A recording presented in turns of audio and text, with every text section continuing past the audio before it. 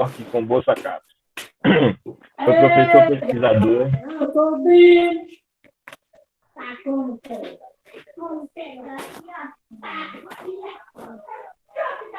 Pessoal, por gentileza, Sheila, fecha o microfone dessas pessoas, do pessoal que está deixando o microfone aberto, por gentileza.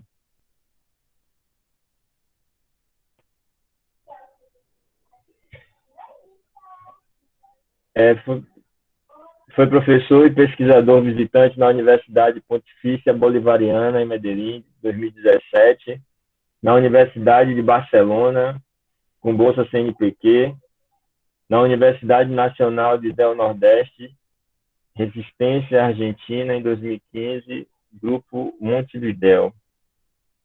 Desenvolve pesquisa nas áreas de filosofia política, ética e filosofia do direito, discutindo principalmente as obras dos seguintes autores: Hannah Arendt, Michel Foucault, Immanuel Kant, George Agamben, Friedrich Nietzsche. Atualmente atua como professor permanente nas pós-graduações em filosofia da UFG e da UFES, e em artes da cena da UFG.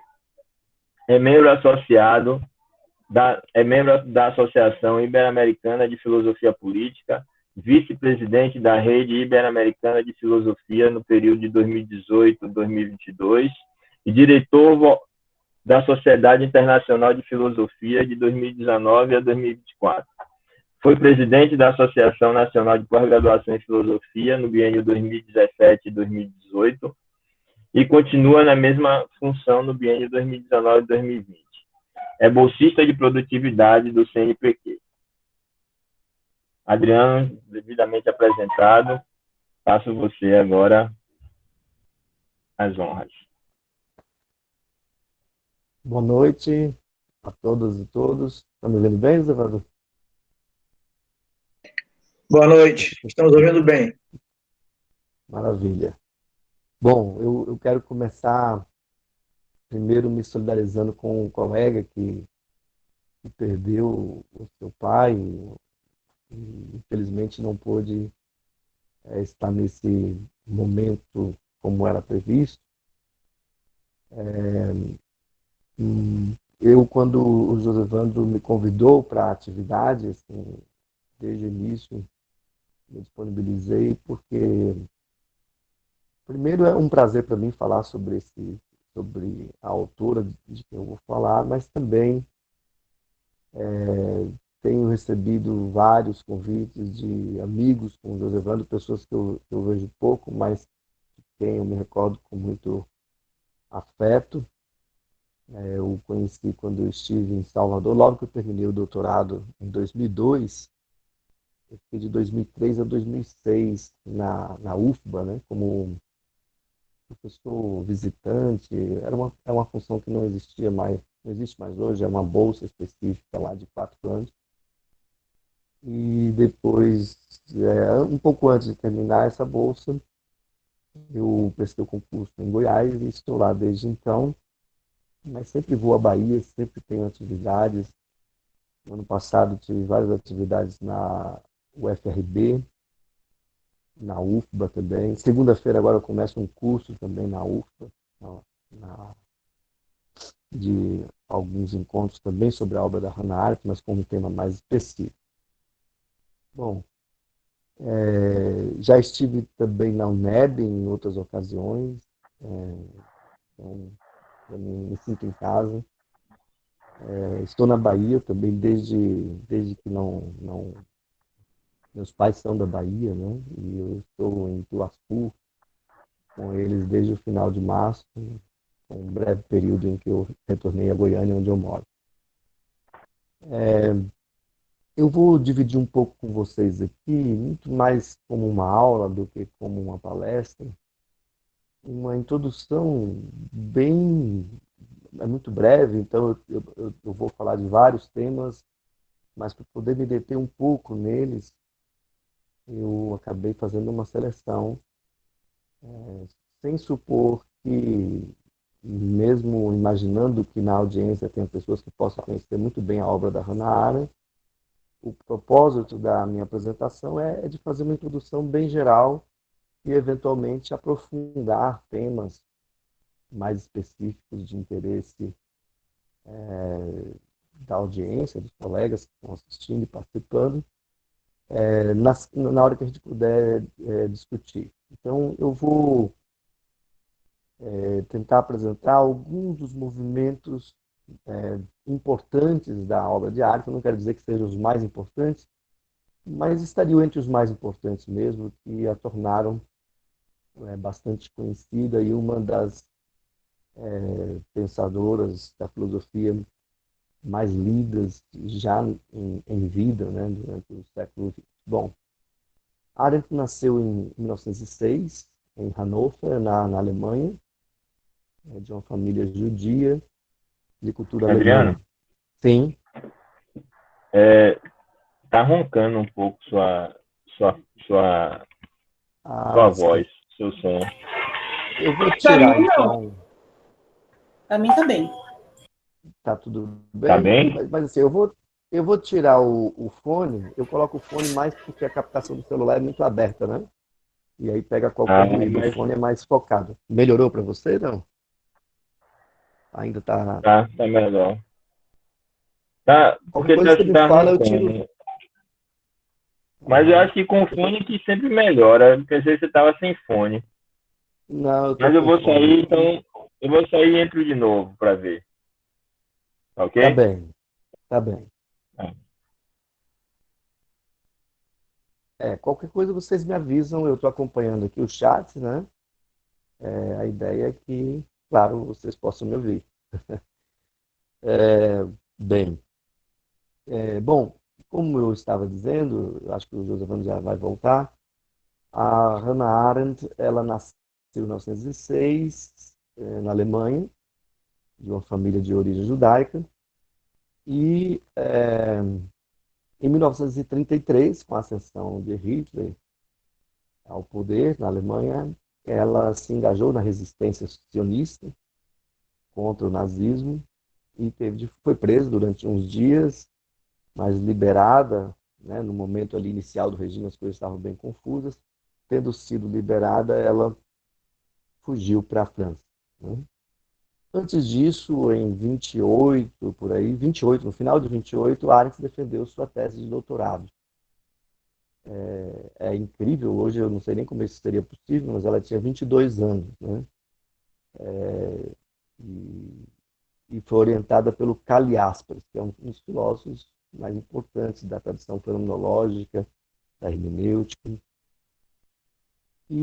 Bom, terminou o doutorado. Em 29, ela publicou o texto, que era sobre o conceito de amor em Agostinho.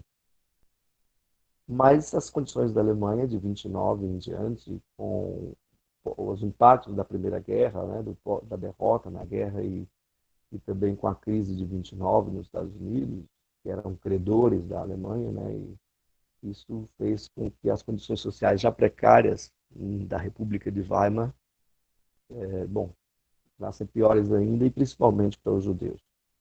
Eu vou ser um pouco breve nisto. Vocês encontram esse tipo de informação muito facilmente na internet, mas é importante, no caso dela especificamente, entender a conexão entre os desdobramentos da sua vida pessoal, não que eles expliquem o modo como ela pensa, mas antes no sentido de que lhe forneceu boa parte dos temas, né? Boa parte do que lhe interessava foi em termos de teoria política, né? Foi definido aí nesse período bastante complicado, né? Ela, como judia, foi perseguida pelo nazismo, né? E viveu uma vida na França muito breve, de 33 a 41, quando a França foi ocupada, 40, 41, ela teve de fugir de novo, né? Na França, ela conviveu muito com outro filósofo bastante conhecido, Walter Benjamin, que era seu amigo pessoal, e ela fugiu, então, via Lisboa para os Estados Unidos, em 41, chegou lá. e ficou nos Estados Unidos até 75, sua morte. De 33 até 51, ela permaneceu como uma apátrida, sem nacionalidade, né? E com a precariedade que tudo isso implica, né? Na condição de refugiada, na condição de alguém que não tem direitos, não é? E não tem a que recorrer a não ser tratados internacionais precários, a solidariedade sempre volúvel das pessoas e por aí vai. Quando ela chegou a Nova York, né, onde ela se fixou, em 41, um pouco tempo depois, ela foi presa na França com a ocupação, aí durante um longo período, de alguns meses, no campo de internamento de Gurs, perto de Paris, a uma certa distância, mas já era muito, não era um campo de extermínio como Auschwitz, com câmaras de gás, mas era de uma precariedade extrema, onde as pessoas eram assassinadas à toa, mas em um certo momento, com o caos da guerra, ela conseguiu fugir, e aí então é que ela se desloca para os Estados Unidos. E nos Estados Unidos, ela vive uma vida inicial de uma certa precariedade financeira, mas logo começa a trabalhar com grandes editoras e depois como jornalista. Apenas depois dos 60 anos é que ela vai ter uma vinculação formal como professora.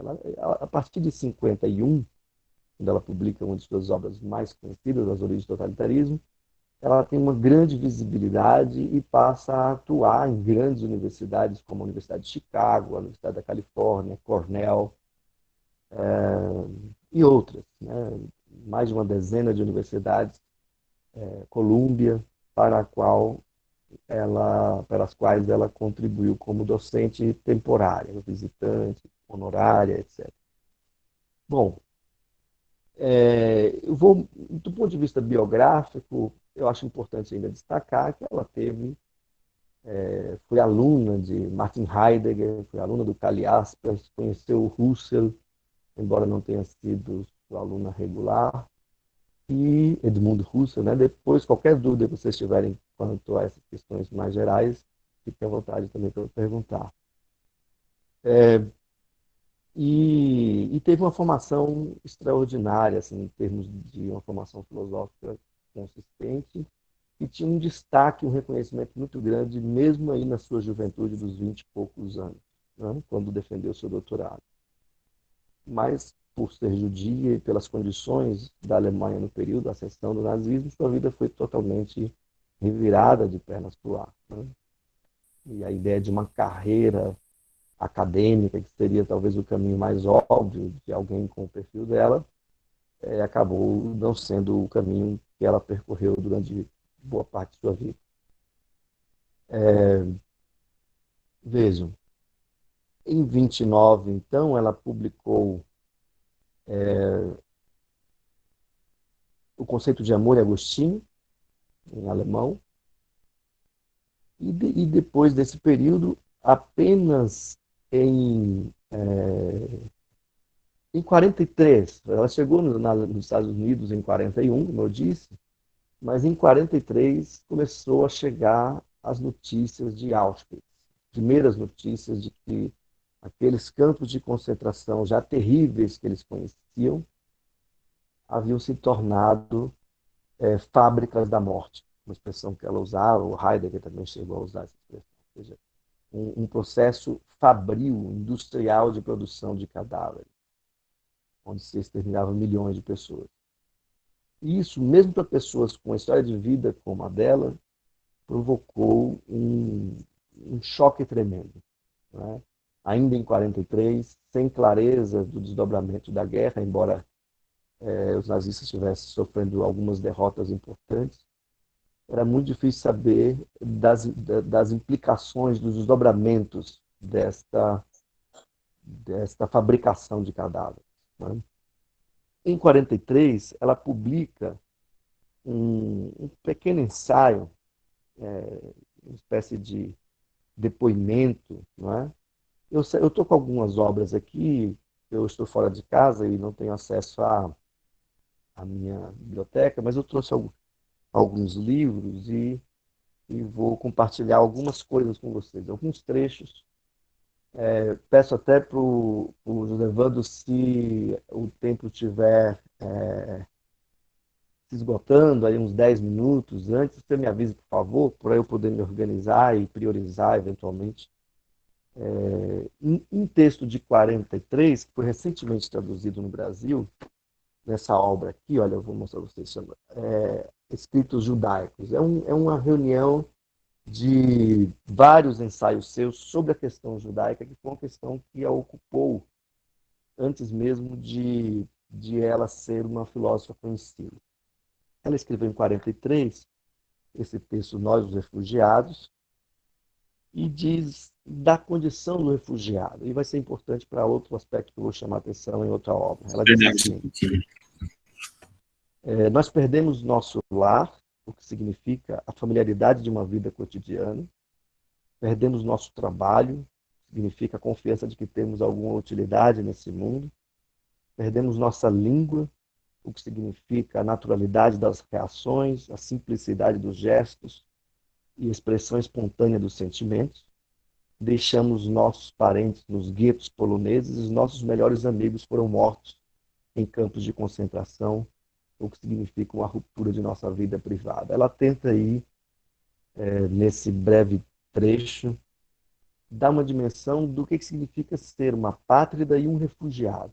Muito mais do que simplesmente a perda dos direitos de cidadania, significa o esgarçamento, a ruptura do tecido que constitui uma vida social confortável, por mais que as pessoas enfrentem dificuldades de uma natureza ou de outra, mas esse tecido social que constitui um certo lastro de estabilidade, um lastro de segurança, um lastro que permite algum tipo de planejamento, etc.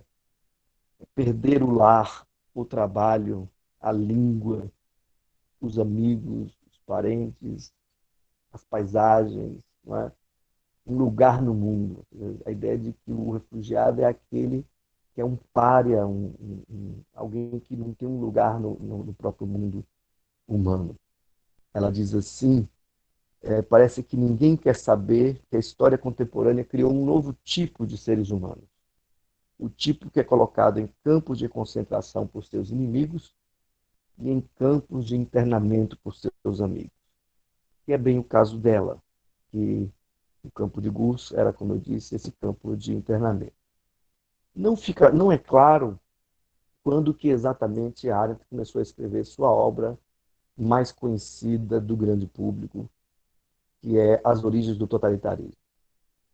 Esta obra, eu penso que começou a ser concebida a partir do impacto das notícias de Auschwitz, na comunidade judaica de Nova York. Esse texto, do qual ela recupera alguns trechos, ela usa alguns parágrafos em As Origens do Totalitarismo, parece-me que é o início desse longo processo de investigação que ela desenvolve aí de 43 até 50, no calor dos acontecimentos, em 43, como vocês bem sabem, sequer a guerra tinha acabado, né? Acabou em 45. E então ela começa a escrever a obra As Origens do Totalitarismo no sentido de tentar compreender o que estava se passando em sua própria época, o que é uma tarefa bastante difícil. É um livro bastante difícil de classificar, na medida em que ela lança mão de conhecimentos, de autores, de conceitos da teoria política, da psicologia social, das ciências sociais em geral, da literatura, inclusive a literatura de testemunho, a história e algo de filosofia. Então, é um livro bastante inclassificável, não é propriamente um livro clássico de teoria política, em que ela se esforça por entender qual é a novidade que o evento do nazismo, mas também do stalinismo, em uma medida menor, assim, ela se dedica pouco no livro ao tema do stalinismo, mas afirma que o stalinismo e o hitlerismo são as únicas formas de totalitarismo, de fato. Vocês têm fascismos, ditaduras, mas regimes totalitários teriam sido o de Hitler e o de Stalin. Esse livro é bastante lido, As Origens do Totalitarismo, e não por acaso, quando o Trump ganhou as eleições nos Estados Unidos, esse livro entrou na lista dos mais vendidos do New York Times. Um livro que no ano que vem faz 70 anos de publicação. Bom, eu tenho a impressão de que as pessoas não achavam que Arendt estava explicando o Trump, nem que o Trump é um líder totalitário.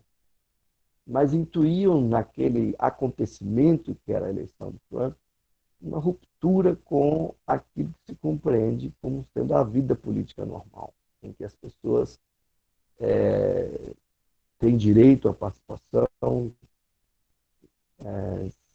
podem recorrer a instituições para se proteger de arbitrariedades do poder político, inclusive. Em suma, que se relacionam por meio das leis e podem fazer valer, em alguma medida, suas opiniões. Então, esse livro, curiosamente, como eu disse, ainda hoje está na lista dos mais vendidos lá do New York Times. Ele ainda é muito lido, principalmente a terceira parte. São 3 partes: antissemitismo, imperialismo e totalitarismo. Eu não vou ler, porque senão eu vou acabar me demorando mais, mas eu selecionei 2 trechinhos apenas e alguns percursos. É um livro bastante extenso, a edição brasileira tem uns 500 e tantas páginas. Não é um livro que demanda um conhecimento especial de filosofia ou de teoria social. É bastante clara a leitura, se alguém tiver interesse no tema. A primeira parte, de umas 150 páginas, ela dedica-se a pensar sobre que tipo de antissemitismo é esse que chega ao nazismo.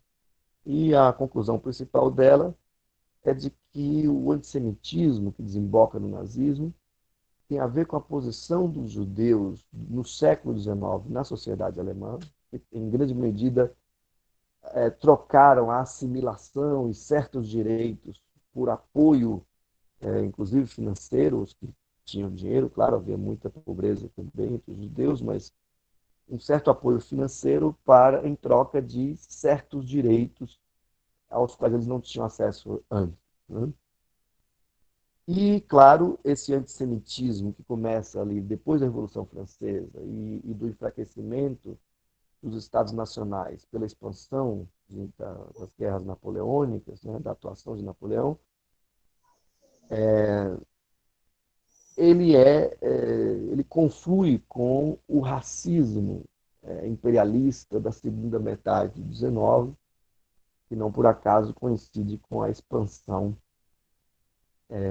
de colonização imperialista, principalmente na África, mas também na Ásia.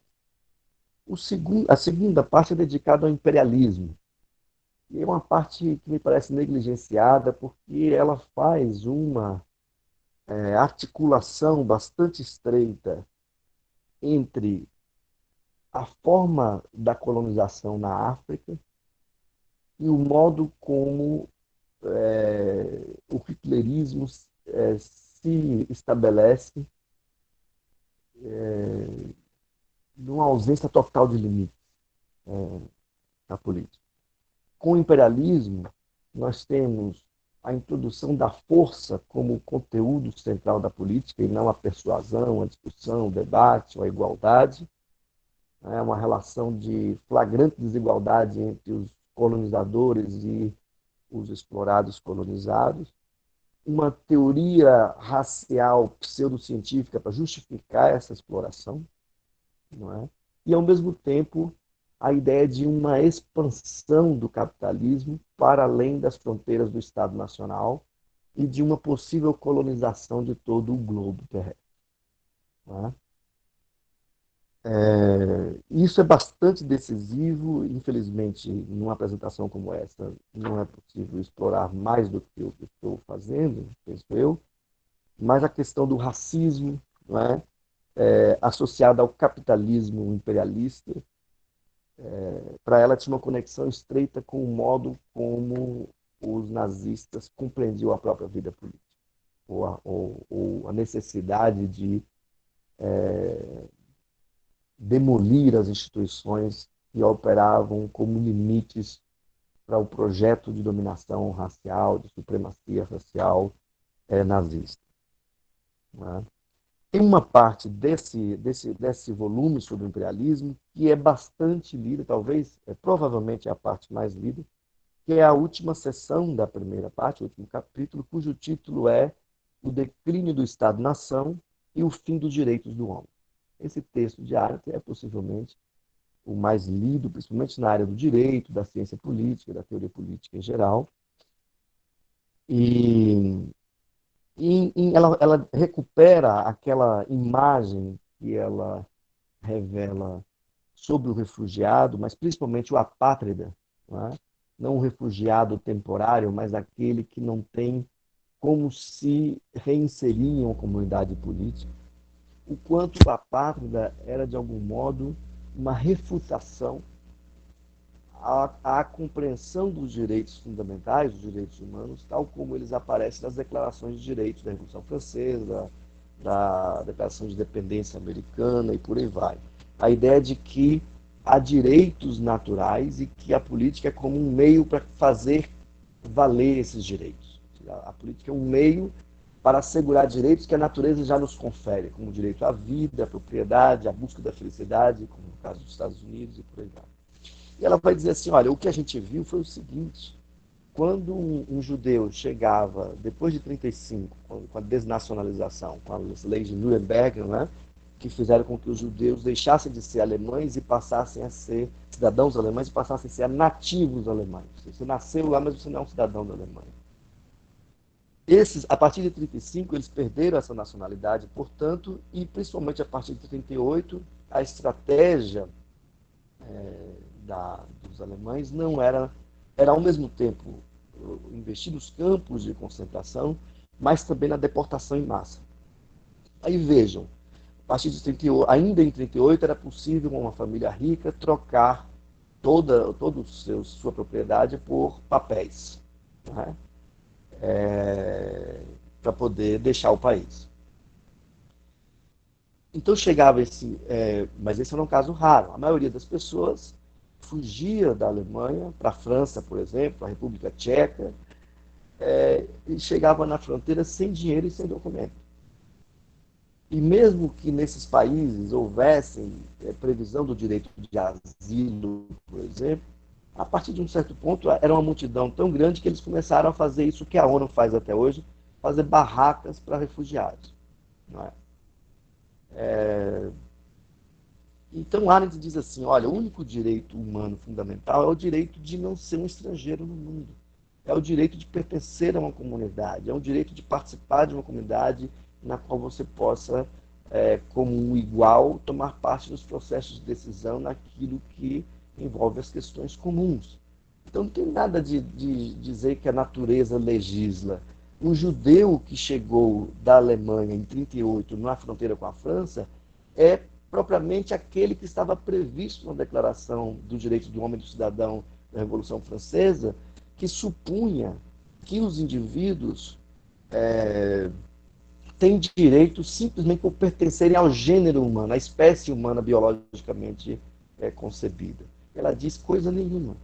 Quando eles chegaram simplesmente como seres humanos, ficou claro que eles não tinham proteção nenhuma, que a natureza não legisla. A gente tem que pensar os direitos humanos fundados em uma base que não seja essa natureza humana, e que tem a ver com a artificialidade das comunidades políticas que forjam na diversidade dos indivíduos uma igualdade perante a lei, na comunidade política, que não suprima a sua singularidade e, ao mesmo tempo, a alimente por meio dessa igualdade política. O artifício a igualdade não é uma propriedade natural de nenhum indivíduo. Ela tem que ser forjada nas comunidades políticas. E é por isso que esse texto ainda é hoje dos mais lidos de Arendt. Na terceira parte, Arendt tenta, aí é propriamente totalitarismo, é o título, né? Ela tenta dar sustentar a hipótese que a orienta de que o totalitarismo representa uma nova forma de governo. não é uma ditadura, não é uma tirania, a ditadura de origem romana, temporária, que dava poderes excepcionais durante um tempo determinado, em tempos de guerra ou de pandemia, etc. Mas que tinha tempo limitado e que propriamente era para cuidar de uma emergência, ou seja, não era um regime político, por assim dizer. A tirania era um regime político de usurpação, como os gregos a compreendiam, né? Em que um pequeno grupo ou um indivíduo apoiado por um pequeno grupo se permite, pela força, tomar as instituições, como fez, por exemplo, o tirano Pisístrato, no final do século VI, em Atenas. Né? É quando o privado se apropria do público e mais ou menos diz para as pessoas: vão cuidar de suas vidas, que do que é comum cuido eu. E desde que você não se meta com nada de política, você vai ter sua vida e sua liberdade, seu conforto preservado. Ela diz que o totalitarismo não é assim. É uma nova forma de governo que, ao contrário da tirania, não restringe as pessoas à sua dimensão estritamente privada da existência. O totalitarismo não quer acuar as pessoas na vida privada por meio da violência, mas por meio do terror, mobilizar as pessoas a atuarem pelo regime, e coordenarem suas vidas de acordo com o modo como o regime se organiza, mesmo que o regime se reorganize suas concepções sistematicamente. Ou seja, essa disponibilidade para a mobilização permanente. É algo completamente distinto. Então, as massas, elas não são expulsas do espaço público, elas são convocadas à militância pública por meio do terror e da propaganda totalitária. A propaganda totalitária é a que forja o discurso ideológico, que elege os inimigos e aglutina o ódio difuso das massas contra as instituições políticas. Isso tudo está no texto, como eu disse, eu não vou ler essas partes, mas tem algo curioso que ela fala sobre a propaganda totalitária que eu separei para vocês, porque não por acaso um livro, que agora eu teria de abrir o computador para ver, mas fala sobre a mentira na política. Depois ela escreveu sobre isso, e apoiando-se muito fortemente no que ela fala aqui sobre a propaganda totalitária. Eu vou ler só uma partezinha, algumas frases. Ela diz: a propaganda totalitária aperfeiçoa as técnicas da propaganda de massa, propaganda comercial, mas não lhe inventa os temas. Tá? O primeiro critério para a escolha dos tópicos era o mistério em si. A origem do mistério não importava. Quer dizer assim, o que os nazistas mobilizavam? Essas massas desarraigadas, como ela descreve aqui numa parte que eu acabei não lendo, era constituída de pessoas completamente expulsas da sociedade normal e que não tinham experiência nenhuma de participação coletiva em nada. Essas pessoas não sabiam sequer como se articulava a sociedade, das lideranças da sociedade, para alcançar seus propósitos, seja economicamente, seja socialmente, seja politicamente. E então, essas massas, que ela diz assim, que desenvolvem o gosto pela participação política porque tem o seu ódio difuso contra as instituições, canalizado pela propaganda na direção de um inimigo objetivo, no caso lá, os judeus. Não é? E aí, a propaganda, por exemplo, se esforçava por indicar teorias da conspiração. E a mais famosa era de uma conspiração mundial judaica, que o protocolo dos sábios de Sião, que era uma invenção da propaganda antissemita do final do 19, até hoje se sabe até quem escreveu o texto, e eles diziam que os judeus então tinham um projeto de dominação do mundo. E isso, claro, colava porque os judeus estavam disseminados por toda a Europa. Não é? E isto dava a ideia de que eles estavam armando alguma coisa em algum lugar. Então, o que as massas apolíticas que se interessam por política, porque tem seu ódio canalizado pela propaganda na direção de um inimigo objetivo, as massas são suscetíveis a todo tipo de manipulação que apresente as teorias mais estapafúrdias para dizer que tem alguma articulação generalizada de tudo. Tá? Eu não sei se eu estou sendo claro quanto a isso, mas esta tendência, ela diz, a supor que há forças ocultas, né? E uma atração pelo mistério e pelo oculto, mesmo que seja o mais implausível. Ela conta que uma das piadas que circulavam na Alemanha que nos anos 20, antes da ascensão, porque o nazismo ganha a primeira eleição ali com alguma relevância em 29, entendeu? Antes disso, não, eles perderam todas as eleições vexatoriamente. Aí tinha a ver com as condições de 29 em diante e tal. E aí tem uma piada que eles contavam, porque a ideia é que os judeus seriam culpados por tudo o que aconteceu na Alemanha. Não o pós-guerra, não a derrota na guerra, não o Tratado de Versailles, embora depois ele tenha sido utilizado também por Hitler como propaganda para atacar os outros países da Europa, não é? Mas eu recomendo vivamente, assim, se eu fosse dizer para vocês, assim, querem ler uma parte do texto que tem a ver com a nossa condição contemporânea, é essa da propaganda totalitária, de que ela fala aqui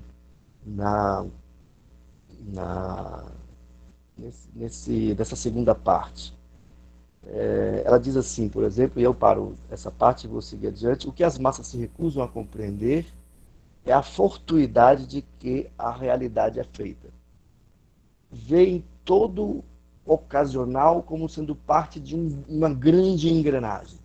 Ou seja, tudo tem que poder ser explicado a partir de princípios muito simples. Não é?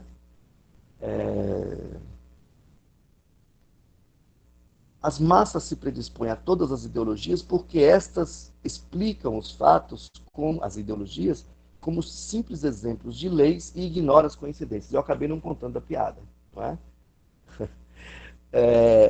Bom, não é assunto para se rir, né? Eu lembro que em 2006 eu fui a um congresso na UNB e mencionei essa piada. Aí veio um colega da Colômbia e me contou outra. Né? Mas a ideia da piada é mais dizer assim o absurdo da situação. Um alemão antissemita diz a um outro alemão, que não é antissemita, olha, lá para 25, a culpa disso tudo aqui é dos judeus. Aí o outro alemão, que não é antissemita, diz, é dos judeus e dos ciclistas. Aí o antissemita diz, ué, por que dos ciclistas? Aí o outro diz, ué, e por que dos judeus? A ideia era evidenciar o absurdo de explicar toda aquela situação a partir da mera existência dos judeus ou de uma suposta influência secreta dos judeus sobre o caos que sobreveio sobre a Alemanha. O caso da Hannah Arendt é emblemático. Ela é de uma família razoavelmente bem estabelecida economicamente, mas em 28, quando ela concluiu seu doutorado, ela morava num salão de dança que ela tinha de liberar durante o dia. E só conseguiu terminar seus estudos porque tinha uma bolsa de estudos. A sua família foi à falência completa. E outra hipótese, eu separei para ler, mas eu acho que eu já me demorei demais nessa parte, que ela levanta, é que os campos de concentração são a instituição central da dominação totalitária. Ela não quer dizer que Hitler não conseguiria governar se não tivesse os campos. Não se trata disso. Em 1934 já não havia oposição organizada na Alemanha.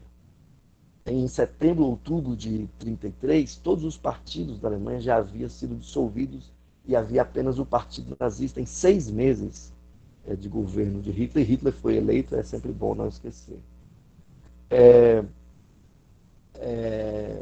Bom, ela diz que os campos de concentração, os campos de extermínio, são a instituição central da dominação totalitária, porque é nos campos que os nazistas experimentam por meio de experimentos mesmo relacionados à tortura, à fome, ao extermínio fácil, à própria câmara de gás,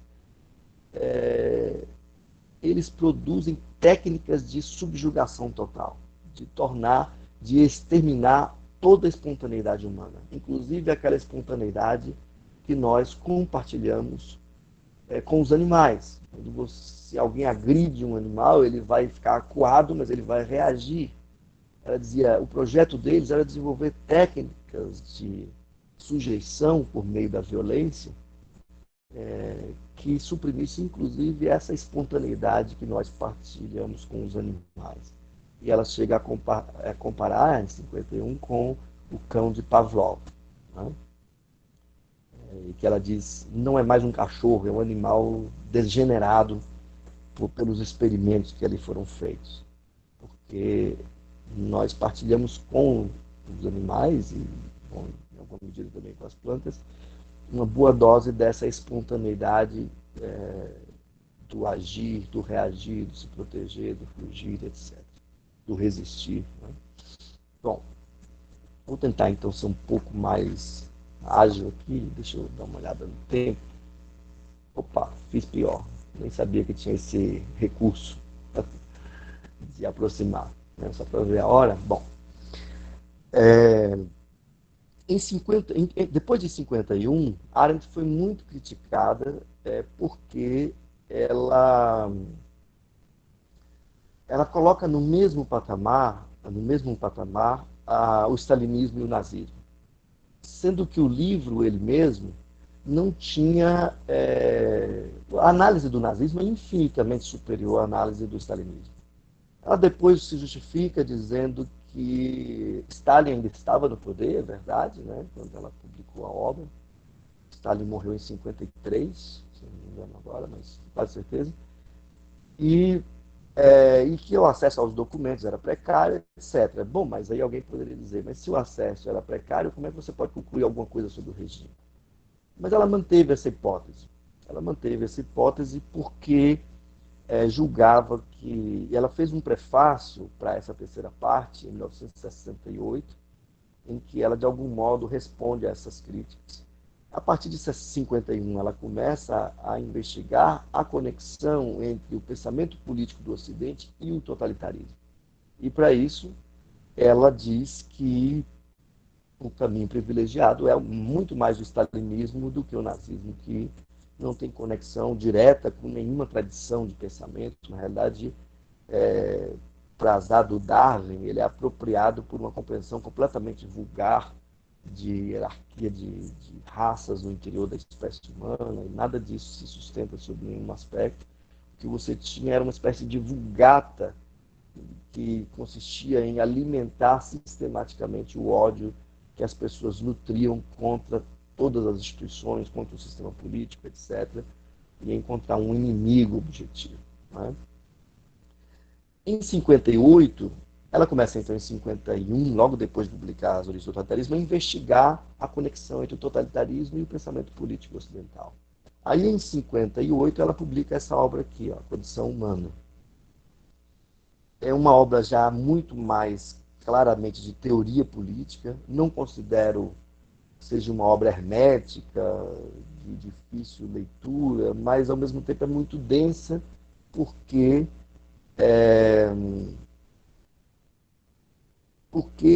busca reunir todo o percurso da teoria política, desde os gregos até o nosso tempo. Não no sentido de perpassar os conceitos, mas de apresentar uma hipótese. Algumas hipóteses que eu acho que são importantes, só olhando aqui o índice, eu tinha separado também uma parte, vou deixar de lado para ler. Bom, o primeiro capítulo é sobre a condição humana, em que ela fala assim, olha, a gente não quer falar de natureza humana, não acho que seja possível falar de algo disso, seja da natureza humana, seria como querer se levantar pelos próprios cabelos, ela diz. Se houver uma natureza humana, nós mesmos não somos os que vamos conhecê-la em última instância, mas falar das condições humanas. Nós nascemos como entes vivos, nós nascemos em um mundo de coisas artificiais, como essas que a gente está usando aqui, a própria parede que está aqui atrás. Nós nascemos em meio a outras pessoas, não é? Nós vamos morrer, não é? e somos plurais. Ela menciona 5 condições humanas fundamentais: a natalidade, o fato de que chegamos ao mundo nascendo como entes singulares; a mortalidade, o fato de que morremos também como entes singulares, embora sejamos membros da espécie; a vida, ou seja, nós somos viventes, o que implica que temos de desenvolver certas atividades para manter essa vida; a mundanidade, o fato de que nós produzimos coisas úteis, que são meios que facilitam a vida, permitem que a gente realize ferramentas, utensílios, né, processos que nos permitem fazer certas coisas que não faríamos meramente no intercâmbio com a natureza, não é? Como se dá no caso do trabalho manual, de produção de alimentos, por exemplo. E, por fim, é o que ela chama de pluralidade, o fato de que nós somos coletivos e únicos ao mesmo tempo. E a razão de ser da política, diz ela, já a política ela é necessária em certo sentido, embora seja possível viver sem política, compreendida como a negociação comum da vida em comum, né? Na negociação com todos da vida em comum. A política não é uma necessidade no sentido que a gente não possa viver sem ela, mas ela é uma resposta possível ao fato de que nós somos gregários, vivemos em grupos, e somos singulares ao mesmo tempo. É muito parecido com o que o Thomas Hobbes, pensava do que é a condição humana num estado de natureza imaginado. Um estado de guerra de todos contra todos, em que o homem é o lobo do homem. Não é? A Arendt diz, bom, as condições são parecidas, mas o caminho proposto pelo Hobbes de uma anulação da pluralidade por meio de um acúmulo de violência na figura do Leviatã é uma solução que nos apequena. A política ela pode ser um meio para que nós afirmemos nossa singularidade em comum, sem com isso termos de suprimir nossa liberdade. Isso é um comecinho, as primeiras páginas do texto. E a hipótese que ela desenvolve é basicamente a seguinte, e aí eu vou para a parte já começando a terminar minha apresentação, até para a gente poder conversar. Tem muito mais coisas, mas a gente tem que selecionar, não é?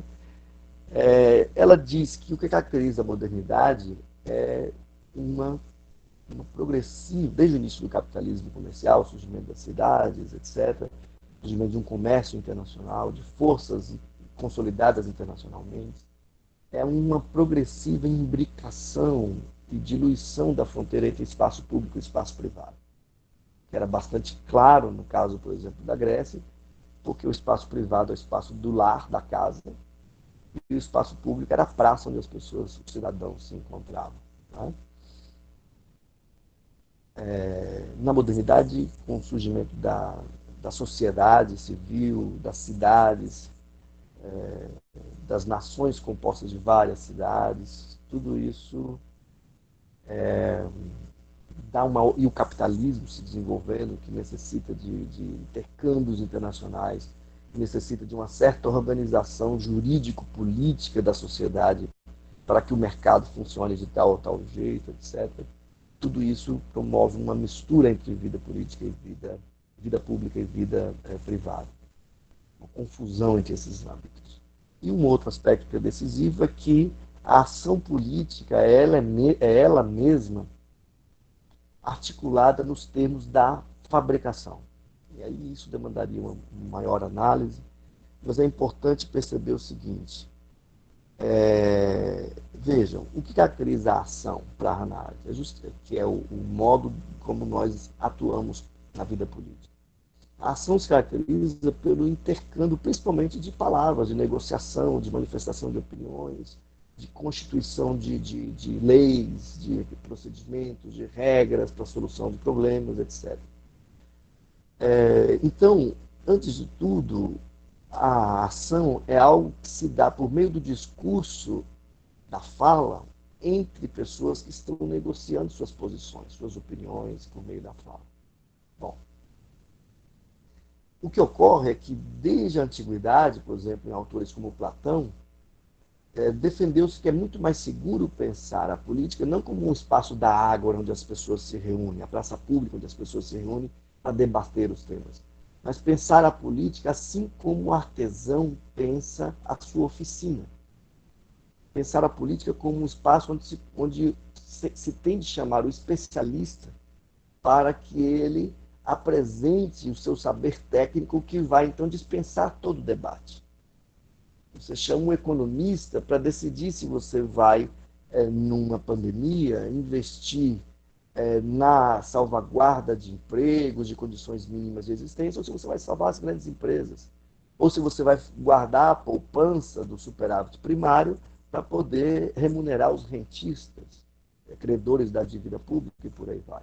Essas decisões supostamente seriam técnicas, enquanto um grego diria técnico coisa nenhuma. Tudo está aberto ao debate. Um grego da democracia grega, ateniense. Então, eu acho que um pouco o espírito do livro, que é também muito decisivo, importante, é um pouco esse, dizer que nossa condição é a condição em que o privado se misturou com o público, ou seja, a política é um meio para atender certos interesses, e a própria política é compreendida como coisa de especialistas, em que o cidadão vai ali simplesmente legitimar certas posições e tal. Isso é muita coisa, precisaria de uma análise mais detida. E Arendt começa, depois de 58, a tentar examinar temas específicos a partir dessa sua análise mais geral em A Condição Humana.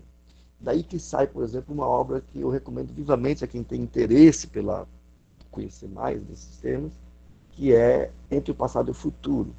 Foi o primeiro livro publicado de Arendt no Brasil, em 72, quando ela ainda estava viva, né? Ela morreu em 75, como eu disse, e é um conjunto de ensaios, que tem a crise da educação, a crise da cultura, que é a liberdade, que é a autoridade, a crise da tradição. São ensaios independentes, mas articulados em torno de certas preocupações comuns, que refletem esses estudos aí dos anos 50. Aí o que acontece? Em 62 ela publica um ensaio sobre a Revolução, as revoluções americana e francesa principalmente. Mas aí vem uma coisa, acontece no começo dos anos 60, uma novidade que vai mudar aí, assim como os campos de extermínio lá em 43, vai mudar um pouco o foco das preocupações diárias. Não que ela não se preocupasse também com outras coisas, mas em 1960 é preso na Argentina o Adolf Eichmann, um oficial nazista, um tenente-coronel, que era responsável pela logística da deportação. Ele não era um oficial de alta patente, mas como o antissemitismo estava no centro da ideologia nazista, ele ocupava uma função importante, embora não fosse um nome conhecido. Ele fugiu da Europa logo após a guerra, com a ajuda, inclusive, da Igreja Católica, da Cruz Vermelha, e foi para a Argentina depois de um tempo, com documentos falsos. Muitos nazistas foram para a Argentina e com apoio da igreja local, principalmente na região de Córdoba e outras regiões, e também para várias partes do Brasil. Como sabemos, o Mengele, né, viveu no Brasil vários anos.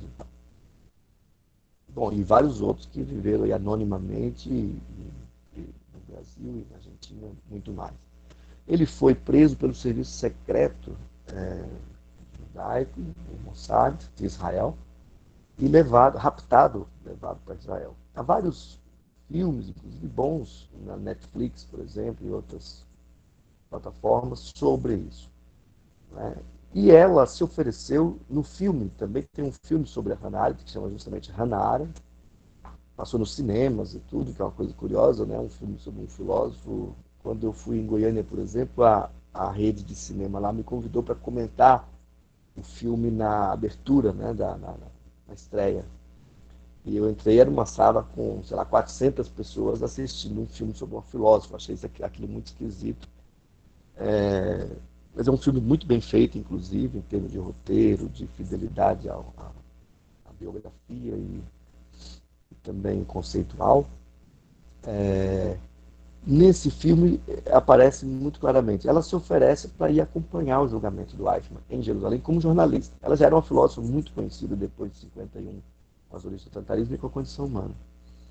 E então ela se oferece para ir para Israel e a The New Yorker, que é uma revista importante até hoje nos Estados Unidos, aceita a oferta.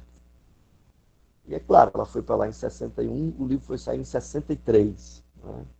Uma das frases mais divertidas, pelo menos para mim, no filme é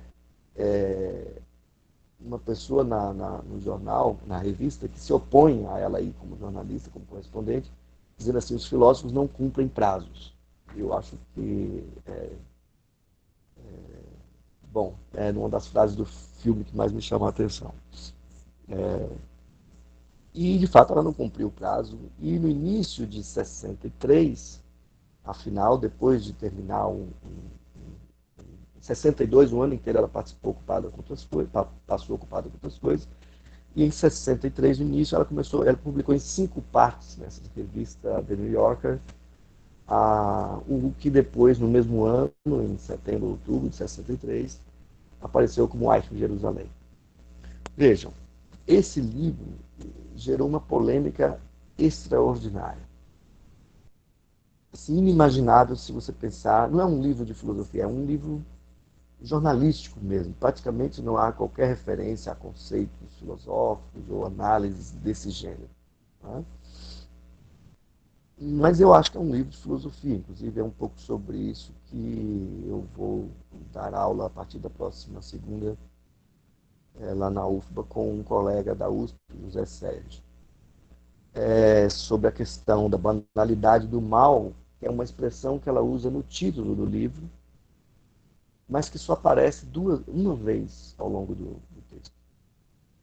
É bastante. Não façam isso em suas monografias, em seus mestrados. Você coloca no título uma coisa que não aparece no livro. E ainda assim, um título que aponta para uma interpretação de conjunto do fenômeno que pode dar ocasião para muita ambiguidade. Veja, o que foi polêmico ali? E eu vou um pouco parar aí no livro o percurso sobre a obra de Arendt. Né? Ela diz algumas coisas. Né? Ela diz que o Eichmann, ao contrário de ser um grande vilão como Hitler, era um burocrata obediente que mal sabia se comunicar.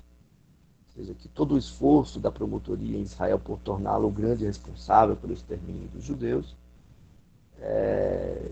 era patético, porque ela também foi lá esperando encontrar um grande vilão, ou seja, como é que seria esse indivíduo, e chegou lá e encontrou um burocrata mesquinho, assim, não era burro, mas também não tinha nada, não revelava nada de especial nas suas posições, e que buscou se justificar como outros nazistas, dizendo que simplesmente cumpriu ordens. Mas dizia, por exemplo, que o maior desapontamento da sua vida foi não ter subido uma patente a mais na hierarquia da SS. Alguém que ajudou a exterminar milhões e milhões de pessoas, embora não tenha comprovadamente assassinado nenhuma sequer, ou seja, atirado em alguém, mas contribuiu para o extermínio de milhões e milhões de pessoas. Ele dizia, eu só cumpri ordens e minha maior frustração foi não ter subido uma patente. E, em vez de estar sendo condenado aqui, eu devia estar sendo, como é que fala, homenageado porque eu fui um cidadão que obedeceu às leis do seu país. Ela diz, o Eichmann era um palhaço, ele não era nada de vilão, ele... outra coisa polêmica foi a indicação da cooperação de certos conselhos judaicos com os nazistas. Isso nunca tinha aparecido antes. E a maior polêmica, na realidade, inicialmente foi por isso. Né? Porque ela diz que certos conselhos judaicos colaboraram com os nazistas e oferece 2 contra-exemplos de que era possível resistir. O caso da Dinamarca é o mais emblemático, mas também a Itália. A Itália ocupada os nazistas conseguiram levar 5 mil e poucos judeus. Não estou dizendo que é pouco, né? A gente não pode relativizar dizendo que são só 5 mil mortos ou são só 6 mil mortos. Mas, no contexto mais geral, na Itália, que era um país aliado, os nazistas não conseguiram exterminar os judeus, como fizeram na Ucrânia, na Holanda. Né? Na Ucrânia, os nazistas tiveram de intervir para impedir que os ucranianos matassem a pauladas os judeus nas ruas. E ela diz assim, e o que aconteceu na Dinamarca, onde 100 e poucos judeus foram levados? Quando os nazistas, a Dinamarca se declarou neutra na guerra, e os nazistas não respeitavam isso, mas também não declararam guerra à Dinamarca. Mas passeavam por ali como se fosse o território deles. E quando eles ordenaram que as autoridades dinamarquesas ordenassem os judeus na Dinamarca a utilizar a estrela de Davi, que era um dos passos iniciais da identificação dos judeus, o rei foi para a rádio e disse para todo mundo sair, todos os cidadãos da Dinamarca sair com a estrela, inclusive ele fez isso. E, ao mesmo tempo, ele conseguiu, em acordos com outros países, principalmente na Escandinávia, que os judeus fossem recebidos nesses países como cidadãos. E ela diz, bom, era possível fazer diferente. Né? Essa ideia de que podia ser pior se a gente não colaborasse e tal. E tem outras questões sobre o julgamento, que ela disse que foi um grande espetáculo, um grande show. Um outro filme recente, muito bom sobre o tema, é The Eichmann Show. Eles não traduziram, não sei porquê, mas está também nessa plataforma Netflix, que mostra um pouco como foi produzido um espetáculo em torno do julgamento.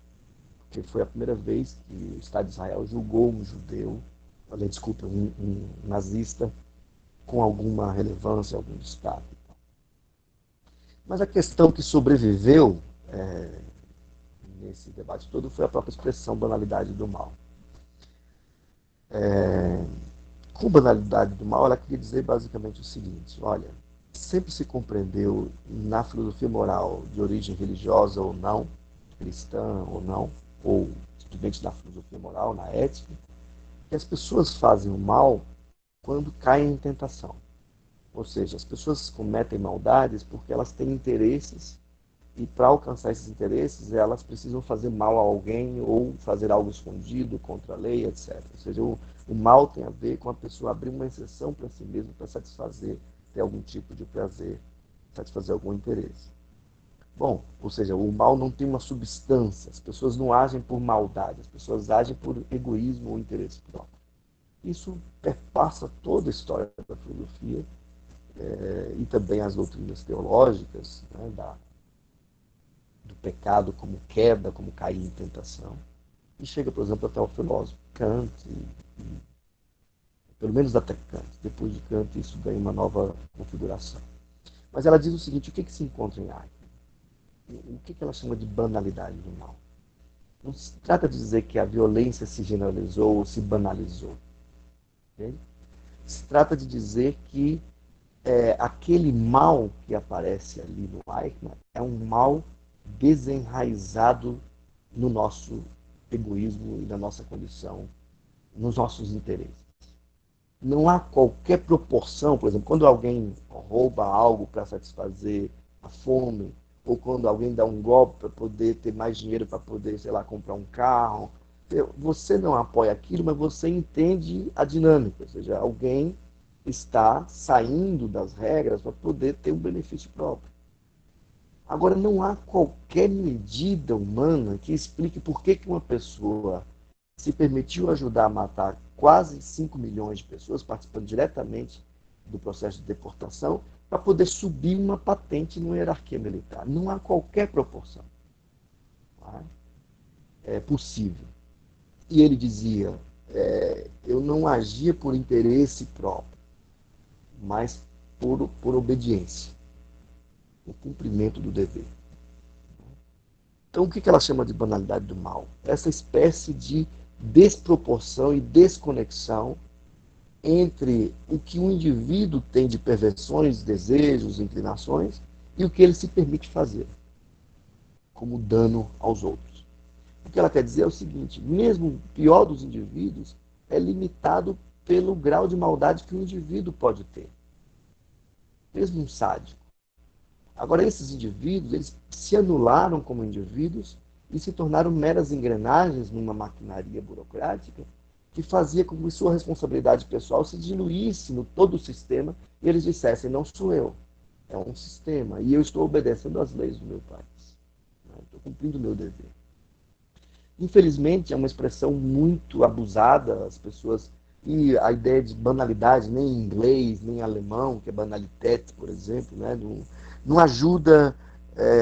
eu até estou com essas edições aqui, porque eu estou escrevendo um livro sobre o tema, mas esta expressão banalidade para dizer de superficialidade não ajuda. Não ajuda. Assim, Arendt escolheu uma palavra que, mesmo em inglês e mesmo em alemão, provoca uma confusão parecida com o que aparece em português. O banal é o trivial, o comum, não é? Enquanto que ela está falando de algo que é muito mais superficial. Quem é o Eichmann? É alguém incapaz de refletir, é alguém de pensar do ponto de vista do outro. É um pobre de imaginação que não conseguia julgar e medir a desproporção entre seus feitos e qualquer padrão moral, social, etc. Então se tratava, e aí eu estou concluindo mesmo, se tratava de uma ausência de pensamento, de uma incapacidade de pensar. E, ao mesmo tempo, de uma recusa a ser uma pessoa. O que é uma pessoa? É alguém que tem uma identidade, uma singularidade que o conecta às suas ações. E essas suas ações é que conformam essa sua máscara pública, que é a própria noção de pessoa. Não é? O que o Eichmann era para ela? Um ninguém. Alguém que decidiu não ser um alguém. Alguém que simplesmente diz, eu não sou ninguém, eu sou só um vetor das ordens que chegam até mim. Eu não tenho responsabilidade alguma. Mas ela conclui um dos seus textos, e é a última coisa que eu vou ler, ela conclui um dos seus textos sobre esse tema aí de 64, esse texto que está em uma outra obra que eu me lembrei agora, eu não tinha separado isso, mas ela diz sobre a obediência. Ela diz assim, olha, o indivíduo dizia, eu só obedecia. É o último parágrafo de um texto de 40 páginas. Ela diz assim, a pergunta endereçada àqueles que participaram e obedeceram a ordens nunca deveria ser porque vocês obedeceram, mas porque vocês o apoiaram. Quem obedece legitima e apoia. Quem obedece, podendo agir de um outro modo, está legitimando o sistema ao qual está aderindo por meio da obediência. Essa troca de palavras, de trocar obedecer por apoiar, não é irrelevante, diz ela. E mais ainda, a gente ganharia muita coisa se a gente retirasse a palavra obediência como uma virtude, seja na ética, seja na política. A obediência é danosa em qualquer dimensão na vida coletiva e também do ponto de vista da responsabilidade pessoal. Eu acho que ficamos bem por aí. O último texto dela, em 74, ficou inacabado, que é a vida do espírito. Ela retoma um pouco a importância do pensamento para a consciência e para a conduta moral, a importância do querer, da vontade, do julgamento. Isso se desdobra também dessa reflexão sobre o que Eichmann significa. Eichmann é um personagem que não estava previsto nas teorias morais. Assim como é estranho que o termo sadismo tenha aparecido há tão pouco tempo, como um fenômeno que a gente claramente sabe que não surgiu agora. O nome para a coisa surgiu muito depois da própria coisa. É bastante estranho que essa ideia de um mal pelo mal, um mal que não está enraizado em nenhuma perversão ou interesse do indivíduo, o Eichmann não estava previsto na filosofia moral até então. E a gente tem, então, desenvolver categorias, conceitos para poder compreender a posição do Eichmann e de muitos como ele. Me permito fazer referência a um texto que eu escrevi há pouco menos de um mês para o jornal Estado de São Paulo, que se chama o Eichmann de Arendt. Ali tem um pouco, é um texto de jornal, tem sua natureza específica, mas que pode apontar para um desenvolvimento melhor disso que eu apresentei. acho que está bem, então a gente não pode conversar.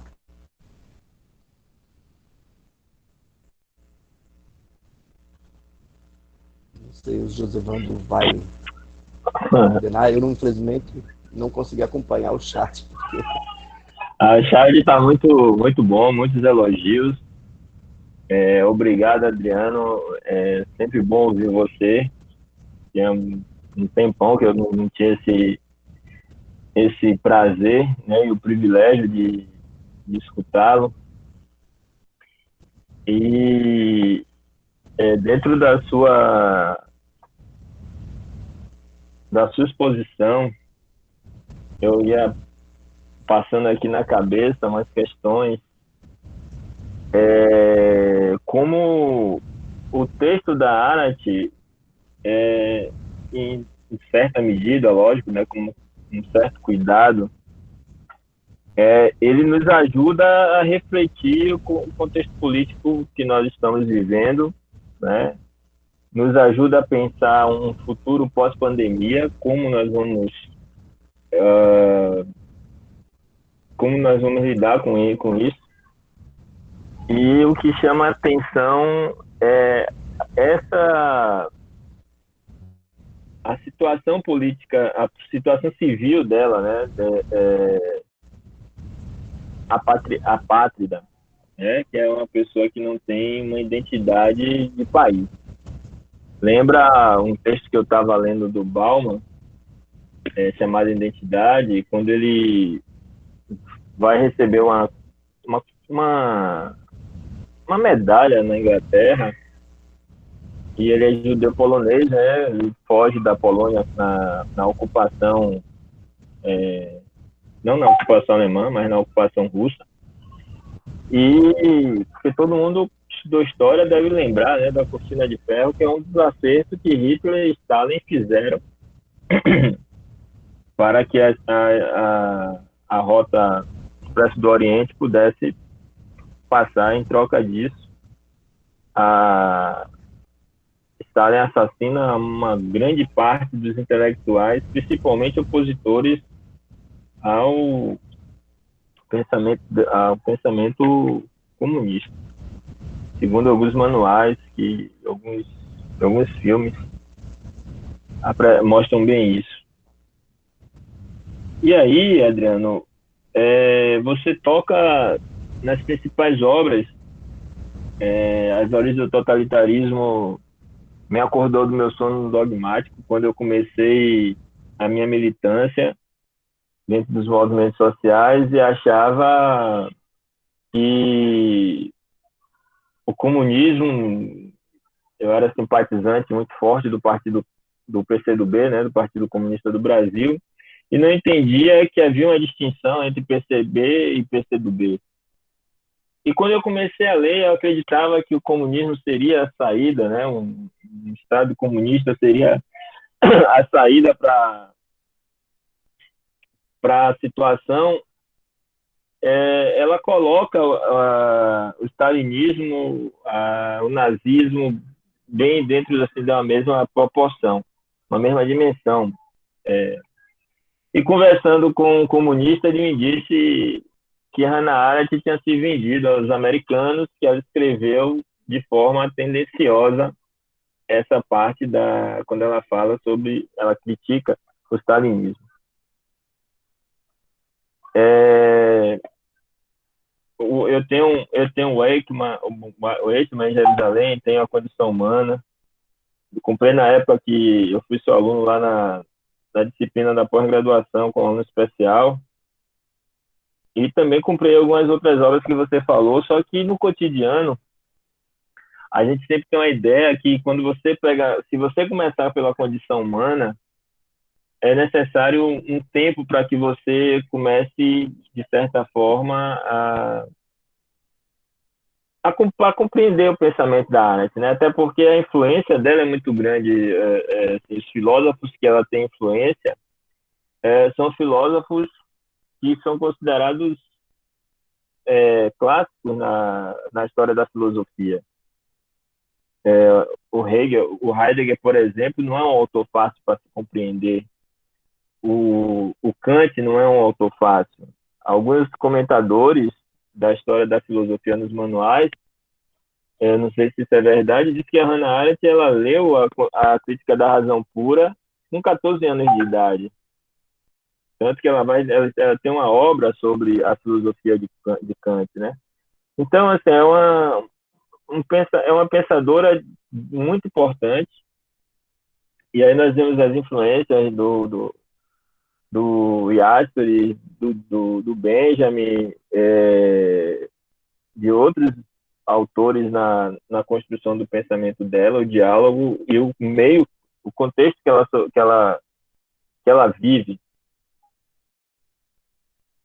Eu gostaria que você falasse um pouco mais sobre um conceito, quando ela na condição humana, ela fala sobre a diferença entre o homem como animal social e como animal político, que eu acho que é um ponto fundamental para a gente entender essa concepção política da Arendt, porque quando você fala no livro, aquele livrinho sobre ela, o Passo a Passo, tem uma parte que me chama muito a atenção, que é a nova forma de política que os nazistas queriam impor, aquela política onde você passou rápido, que você disse assim, se você não se envolve com a política, então nós te deixamos em paz. Olhando para o contexto que nós estamos hoje, onde um dossiê organizado dentro de um ministério para perseguir e criminalizar movimento social, porque eu entendo o movimento Antifa como movimento social,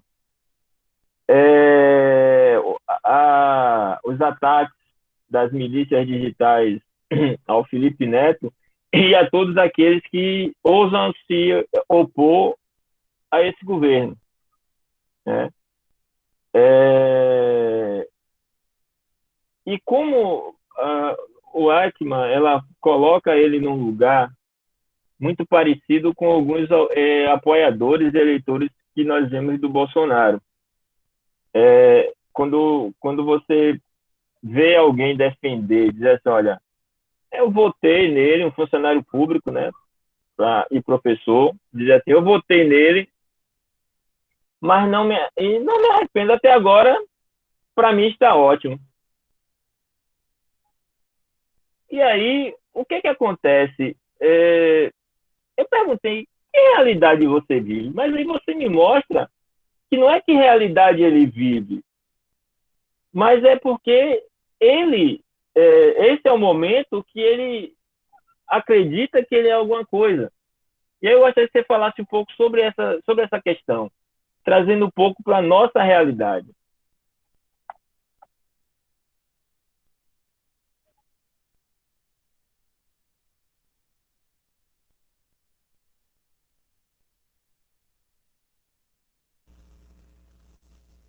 Aí, liguei o microfone. Ô, Zuvano, obrigado pela questão. De fato, é muito difícil ler uma autora como a própria Hannah Arendt sem pensar nas questões que são contemporâneas, né? Embora, sim, sempre com cuidado, ela mesma, quando tentou compreender o totalitarismo, não ficou recorrendo a nenhuma obra que oferecesse uma explicação de conjunto, ou seja, aplicar um certo sistema para explicar um determinado fenômeno. Ela diz isso no prefácio, inclusive. Ela queria compreender o acontecimento muito mais do que explicá-lo a partir das teorias dos filósofos, dos cientistas sociais, historiadores, etc. E no caso das origens do totalitarismo, eu acho que isso é bem marcante. Ela lança mão de uma... Ela fala da história do antissemitismo, falando do caso Dreyfus, da presença dos judeus na Alemanha, recorrendo a vários historiadores. Fala do imperialismo, se baseando em Lenin, em Rosa Luxemburgo, Robson, né? Na terceira parte, ela praticamente ela fala do liberalismo também, em referência ao Hobbes. Na parte sobre o totalitarismo, ela mal faz referência a qualquer filósofo, no sentido de pensar Antes, ela tinha um desejo de compreender, diz ela. E compreender uma novidade, o melhor modo de compreender uma novidade não é aplicando os sistemas que a gente considera como válidos para qualquer situação. Né? Acho isso dá um pouco o tom do modo como ela lida com essas coisas. Na condição humana, ela tem um debate muito estreito com Marx, nem sempre como é usual quando os filósofos falam uns dos outros, né? Nem sempre leituras muito acuradas no sentido da interpretação do texto, né? Eu acho que tem vários problemas, já escrevi sobre isso, sobre como ela lê Marx, né? Marx também tem seus problemas lendo os outros, isso não é demérito nenhum, mas eu acho que esse debate, e por um lado, o modo como Arendt chegou ao Brasil, pela mão dos liberais, ela que nunca falou eu não sou marxista, e ela não era mesmo, embora fosse o meio que ela frequentava na Alemanha, mas também nos Estados Unidos, a esquerda, né, os amigos dela, a vida que ela levava era toda mais num ambiente de esquerda, mas ela nunca disse eu jamais fui marxista, embora nunca tenha sido, mas ela disse eu jamais fui liberal. Mas no Brasil, a arte foi identificada com o liberalismo pelo modo como ela chegou aqui e, claro, pela questão muito simples de aquele que critica os autores que eu leio só pode ser meus inimigos. E isso tem acontecido um pouco, inclusive tem aparecido muita coisa na internet com difamação de baixíssimo nível, assim, coisas que eu jamais responderia, inclusive, assim, jamais gastaria tempo em criticar. Tem coisas que são tão ruins que a gente não deve gastar tempo nem objetando. Né? Mas uma delas é essa dizer que Arendt foi escreveu o totalitarismo para favorecer os Estados Unidos na Guerra Fria, coisas desse tipo.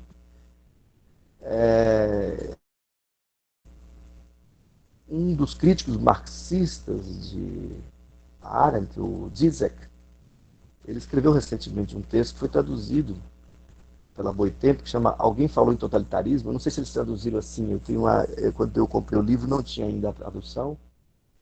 Do título é mais ou menos assim: Alguém falou em totalitarismo, e no prefácio o Zizek fala de Arendt. E ele não diz que Arendt trabalhou para a CIA ou era uma anticomunista, mas ele diz assim: olha, o totalitarismo é uma categoria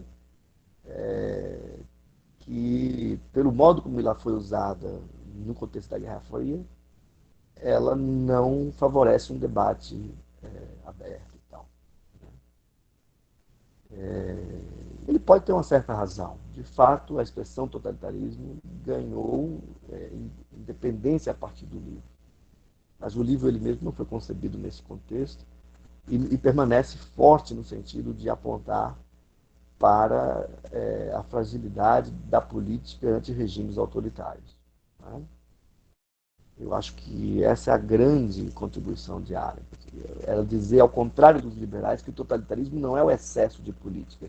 O totalitarismo é a falta de política. O totalitarismo é a destruição da vida política. Porque o que a vida política produz é um reforço da singularidade das pessoas e não anulação delas em uma massa subalternizada. Não é? Acho isso importante de registrar. Eu acho que é um pouco por aí. Eu sei que você mencionou mais coisas, mas eu penso que a obra de Arendt, você não precisa concordar com ela, eu mesmo claramente não concordo com tudo, não é? Mas é uma obra que permite que a gente, a partir dela, sem utilizá-la de uma maneira dogmática, permite que a gente pense questões que são nossas. Ela termina as origens do totalitarismo, por exemplo, dizendo o seguinte: olha, um regime, depois que ele surge, a chance de que ele se repita é muito maior do que de que ele aparecer pela primeira vez. Não é? Mas ela jamais disse que, por exemplo, quando Stalin morreu, acabou o totalitarismo na União Soviética. Continuou uma ditadura de partido único, um regime autoritário, mas não totalitarismo. Pelo contrário, ela diz houve um processo de destotalitarizzação. Exato. E aí, veja, ela diz, mas tem questões importantes. As soluções totalitárias podem sobreviver mesmo nos regimes democráticos. As soluções totalitárias. O que fazer com os pobres? O que fazer com os refugiados? O que fazer com os desajustados? O que fazer com os supérfluos, aqueles que não fazem parte do sistema produtivo? Bom, as pessoas têm feito aí, tacado fogo, dado tiro, exterminado. Não é? As soluções totalitárias, como a criação de um vácuo jurídico, em que não a lei, nem a lei nacional, nem a lei internacional vale, os campos de extermínio eram todos fora da Alemanha, os campos de concentração não, mas as fábricas da morte eram todas fora da Alemanha. Esse vácuo jurídico foi reproduzido em Guantánamo, na base naval dos Estados Unidos, em Cuba, na prisão. Ou seja, a grande questão ali era se valia para aqueles indivíduos os tratados internacionais. Eles diziam que não, porque terrorista é uma categoria nova, não é um soldado, ou se valeria ali as leis americanas. Ficou vários anos para a Suprema Corte definir que as pessoas ali tinham direito a um advogado, a recorrer a uma defesa adequada, etc. Então, as soluções totalitárias estão aí. E o mundo, não, o capitalismo e suas guerras, o modo como o imperialismo organizou a África, a Ásia, os conflitos em torno do petróleo, não cessam de fabricar pessoas desarraigadas, supérfluas, que são obrigadas a deixar seus lares, seus vínculos afetivos com os locais, com as pessoas, etc., e perderem essa familiaridade toda com a língua para poder ser estrangeiro. O mundo tem fabricado estrangeiros sistematicamente, pessoas deslocadas, expulsas e colocadas na condição permanente de estrangeiros. E em certas circunstâncias não é difícil imaginar que essas pessoas, alguém pode querer, como já quiseram e como já fizeram, colocar essas pessoas em guetos, deportá-las como fez a França, ou fazer um censo dos ciganos como fez a Itália, ou guetizar essas pessoas como fez a Hungria, ou fazer o que se faz no Brasil com as favelas, as periferias, como se tratam as pessoas que são tidas como os não recobertos pela cidadania, os não cidadãos, os que não são tão bons como aqueles que dizem melhor que você, né? Sou melhor que você, que ocupo tal ou tal posição social. Acho que essas questões são atuais. Adriano, tem uma questão aqui, que acho que ela é bem interessante, até por conta desse movimento decolonialista que nós temos hoje, da Lorena Bárbara Costa. Ela fala: professor, gostaria de saber sua opinião sobre as críticas às obras da autora que são consideradas na atualidade como racistas, tendo em vista que ela se referia ao, ao, aos povos africanos como selvagens.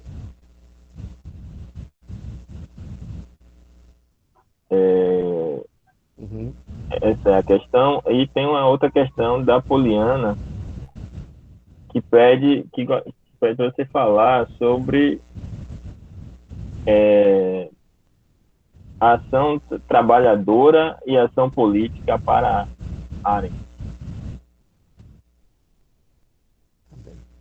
Obrigado pelas questões. A primeira da Lorena, não é?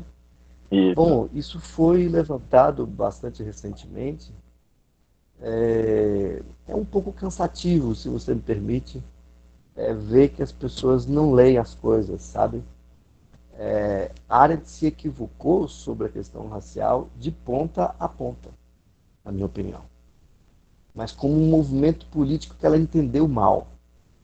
Principalmente em um texto chamado Reflexões sobre Little Rock, que ela ficou indignada ao ver uma adolescente negra saindo de uma foto que circulou muito ali em 58, 59, saindo de uma escola, sendo xingada, agredida, etc. E ela achou que era uma perversidade colocar as crianças para resolver os problemas dos adultos. E ela disse assim, por que eles não vão para a rua para derrubar as leis que impedem o casamento misto em vários estados no sul? Casamento interracial, né? Em vez de obrigar as crianças a resolver esses problemas por eles. Mas ela depois percebeu que isso era um erro completo. Eu, inclusive, quando ressurgiu essas questões, eu fiz uma tradução de uma carta dela, inédita, ao Ralph Ellison, que é um escritor importante nos Estados Unidos, e que é negro e participou do movimento, que disse a ela que ela não entendeu a importância para essa criança de enfrentar um mundo que lhe é hostil. Ela leu uma entrevista do Ellison que mencionava ela, o que Hannah Arendt não entendeu, mas aí o Ellison leu Arendt, não é? Porque tem uma coisa que é o seguinte, assim, as redes sociais, elas são o lugar da horda, do comportamento de bando, em que as pessoas apresentam uma coisa sangrenta para que todos vão lá morder o seu pedaço, entendeu? Então, a audiência ela é forjada fomentando esse desejo de sangue. Então, tem um jovem que tem utilizado a Hannah Arendt para aumentar seus seguidores nas redes sociais. E ele é da esquerda e usa as estratégias do astrólogo lá, guru do governo, a mesma estratégia, que é difamar, ofender, não ler, subverter e esculhambar para poder ter audiência. Então, veja, eu acho que Arendt se equivocou, entendeu mal o movimento negro naquele momento, entendeu o lugar da violência, mal o lugar da violência naquele contexto, reconheceu isso em algumas cartas ao longo dos anos 60, mas não publicou uma retratação. Ela jamais republicou esse texto, ela republicou vários dos seus textos em coletâneas e tal, e ela diz nessa carta ao Ellison que ela se equivocou completamente. Ela diz que é um texto que não se sustenta, o texto dela.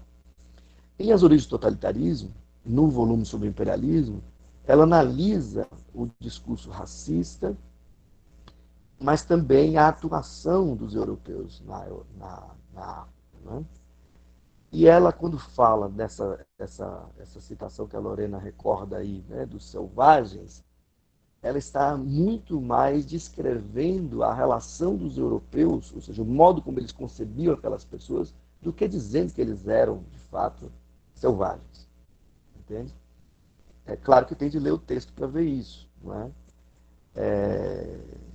Mas para essa estratégia difamatória dá muito trabalho. Eu não concordo com uma linha de Arendt sobre a questão racial, mas porque eu acho que ela se equivoca em interpretar a força política de um movimento de rebeldia, de resistência, inclusive violenta. Mas nunca li uma frase racista de Arendt. Há certos preconceitos, por exemplo, quando ela fala dos judeus do leste, quando ela foi a Jerusalém, nas cartas para o marido dela, ela fala, aquela bagunça, aquela desordem, né? Assim, fala como uma europeia alemã, sendo que a família dela vinha do leste, né? O avô, inclusive, nasceu na Lituânia. Essas questões aí no interior do próprio judaísmo. Mas eu nunca vi um texto dela racista com relação aos negros e eu acho que a análise que ela faz, não só do racismo como forma de subjugação total na colonização imperialista depois de 1870, mas também do pensamento racial. Porque o que Arendt faz no imperialismo? Não é dizer que os negros são selvagens. Foi dizer que os europeus aprenderam na colonização da África a como desumanizar uma pessoa a ponto de permitir que ela seja colocada em campos de concentração. O que os europeus aprenderam na África foi, inclusive, a fazer campos de concentração. Os primeiros campos de concentração foram construídos na Guerra dos Bóeres, no comecinho do século XX, na África do Sul. Então, tudo isso só para dizer, como eu disse antes, indiretamente, a pergunta como a da Lorena é um prazer responder. Mas o nível do debate tem de ser esse. Ou seja, assim, eu tenho o maior prazer em dizer que discordo de Arendt, de ponta a ponta, em suas análises. Mas aí, quando alguém ofende a Hannah Arendt pessoalmente, ou então diz que ela é racista porque pegou uma frase ali e sequer se deu ao trabalho de ver o que ela estava, se estava falando em primeira pessoa ou traduzindo o que ela julgava ser a posição dos europeus na África, aí não vale a pena, entendeu? Só vale a pena levar a conversa a partir de um certo grau de honestidade intelectual. Para além daí, é preguiça e lacração, que são irmãos gêmeos. E aí eu não tenho paciência nenhuma para isso. A outra parte, a outra pergunta, e aí, como eu disse, a Lorena me perguntou a minha opinião, não estou falando da, da pergunta da Lorena, que eu respondi com o maior prazer, inclusive. Isso. Agora, a segunda pergunta, veja, uma outra questão complicada aparece nas origens do totalitarismo. Desculpe, na condição humana, que tem a ver com a pergunta eu esqueci o nome agora, falando Poliana. Da Poliana. Poliana. Isso, Poliana. Arendt, muita gente leu a condição humana como um rechaço ao trabalho como uma dimensão digna da existência, sabe? Porque ela vai falar o seguinte, ela separa o trabalho, que é o metabolismo com a natureza, que é uma definição do Marx, que ela recobra, do trabalho que é a produção de artefatos, ferramentas, objetos, utensílios, entende? Ou seja, do trabalho que produz alimento, por exemplo, da fabricação ou da obra que produz um martelo, que produz uma casa, entende? E ela usa essa distinção, que não é dela, que vem desde os gregos, e o próprio Marx, ela diz que o Marx não faz a distinção, mas o Marx faz. Mas aí é outro debate, vou deixar isso de lado. Aí parece que ela diz o seguinte, vejam,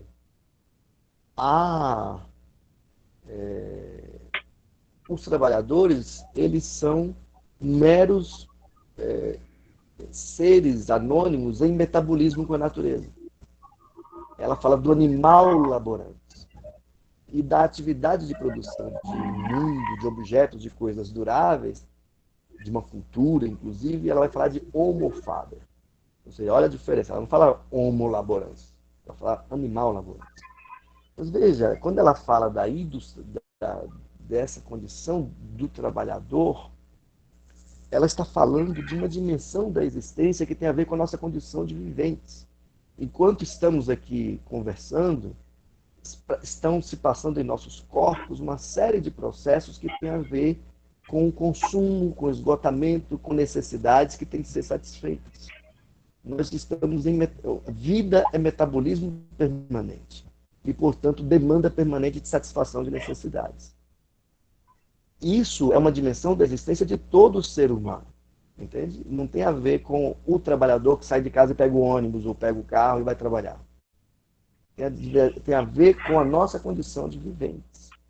E na condição humana isso não aparece muito claro, como aparece num texto que eu traduzi em 2006, que chama Trabalho, Hora, Ação. Vocês acham isso na internet facilmente. É um pequeno ensaio em que ela resume a condição humana em umas 20 páginas. E aí lá ela fala, também o consumir é trabalho, na medida em que tem a ver com esse processo de constante regeneração. Mas veja, sobre o trabalhador mesmo, ela diz uma coisa ali que me parece extraordinária. Eu traduzi o livro e não percebi, e apenas há uns 5, 6 anos eu fui me dar conta da importância disto para o conjunto da obra. Tem uma seção em A Condição Humana, que tem tudo a ver com a pergunta, que ela chama o Movimento dos Trabalhadores. É a seção 30, uma seção breve de 10 páginas, mais ou menos, em que ela diz o seguinte, ela diz basicamente o seguinte, o movimento dos trabalhadores criou não só uma resistência ou uma organização para defender seus direitos privados ou coletivos. Eles criaram uma nova forma de governo.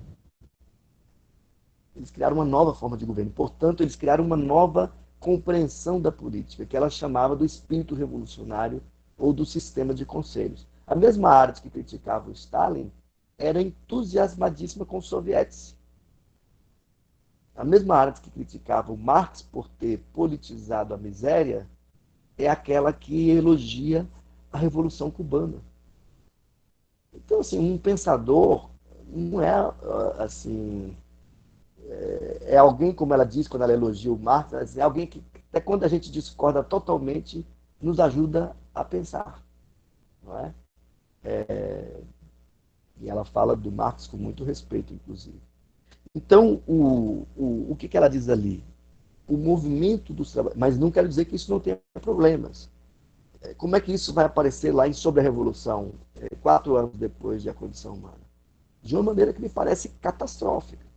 Ela faz um elogio da Revolução, mas ao mesmo tempo critica que apareça no movimento revolucionário, principalmente na França, as questões, por exemplo, da pobreza e da miséria. Bom, mas como é que a gente vai fazer revolução sem mexer na miséria? Como que a gente vai fazer revolução, como nos Estados Unidos, sem mexer na escravidão? Ela mesma diz lá que a mancha política nos Estados Unidos é a continuidade da escravidão no contexto da emancipação política, na fundação da nova república. Não é? Dentre outros problemas. O último texto, fala-se muito que ela se entusiasmou com os Estados Unidos, o último texto que ela publicou chamava Tiro pela Culatra, e foi escrito para a comemoração dos 200 anos da independência americana. Ou seja, deu ruim, como se dizem aí na gíria, não é? Tipo, deu tudo errado, não sobrou nada. Ali em 75 ela escreveu esse texto. Então, acho que responde um pouco. Eu acho que, para a Arendt, a questão principal é a emancipação econômica não implica necessariamente a emancipação política. A emancipação econômica da miséria, da pobreza, é só uma criação de condições que permitem que alguém possa se tornar cidadão. Mas ninguém é cidadão só porque está com a barriga cheia, ou porque tem um cartão cidadão dos governos passados. O que faz a cidadania não é o feijão. O feijão permite que o indivíduo possa sair de sua casa e ir defender sua opinião.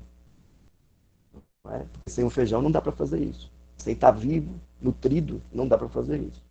Agora, há uma confusão muito grande, inclusive nos governos passados, embora a gente tenha saudade desse tipo de confusão, eu pelo menos tenho, ou seja, tenho saudade de quando os nossos problemas eram dessa natureza, que é de confundir emancipação da miséria com ingresso na vida política. Não tem nada a ver uma coisa com a outra. Não, tem a ver, mas uma pré-condição para algo não é o que forja o próprio algo.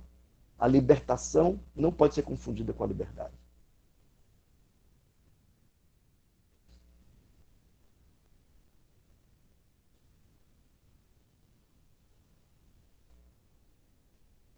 Tá mudo, Zevando. Eu vou perguntar agora quem já tem o professor Celso, que está inscrito. Gostaria de saudar a presença dos professores Alan Sampaio, professora Sigmar, professor Celso, professora Cláudia, professora Suzana e a professora Suzy, que estão aí, que vieram prestigiar a nossa atividade.